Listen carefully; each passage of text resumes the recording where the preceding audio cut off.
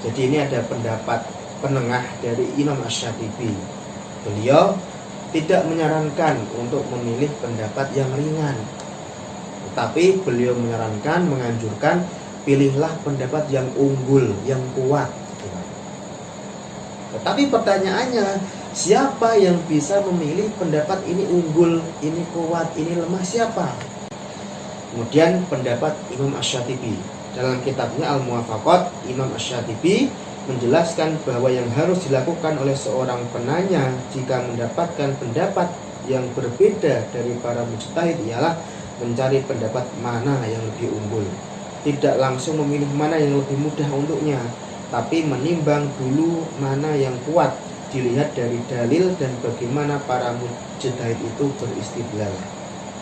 Karena menurut beliau perbedaan pendapat untuk seorang awam itu bagikan dalil-dalil yang saling berselisih untuk seorang mujtahid, dan pada saat itu seorang mujtahid diharuskan mencari dalil mana yang lebih kuat.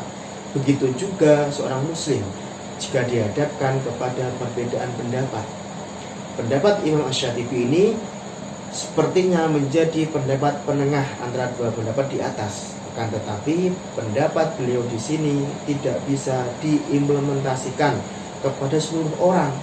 Itu hanya cocok bagi mereka yang memang bisa melakukan itu, yaitu memverifikasi pendapat mana yang sekiranya kuat. Padahal di kalangan sana banyak sekali orang awam yang sama sekali tidak tahu harus memilih yang mana. Kalau dia diperintah untuk menyeleksi pendapat mana yang sekiranya kuat, sudah pasti menyulitkan. Sepertinya memang pendapat Imam Asy-Syatibi ini hanya cocok bagi para penuntut ilmu syar'i yang mana mereka mengerti dalil dan istidlalnya, namun tidak sampai derajat mujtahid. Jadi ini ada pendapat penengah dari Imam Asy-Syatibi. Beliau tidak menyarankan untuk memilih pendapat yang ringan, tetapi beliau menyarankan, menganjurkan, pilihlah pendapat yang unggul, yang kuat.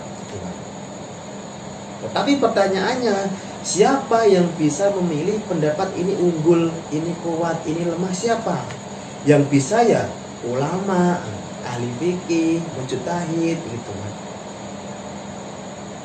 Jadi untuk bisa memilih ini pendapat kuat, pendapat unggul, pendapat lemah itu bukan sembarang orang, gak semua orang. Ini hanya orang-orang tertentu, ulama, gitu kan, ahli fikih.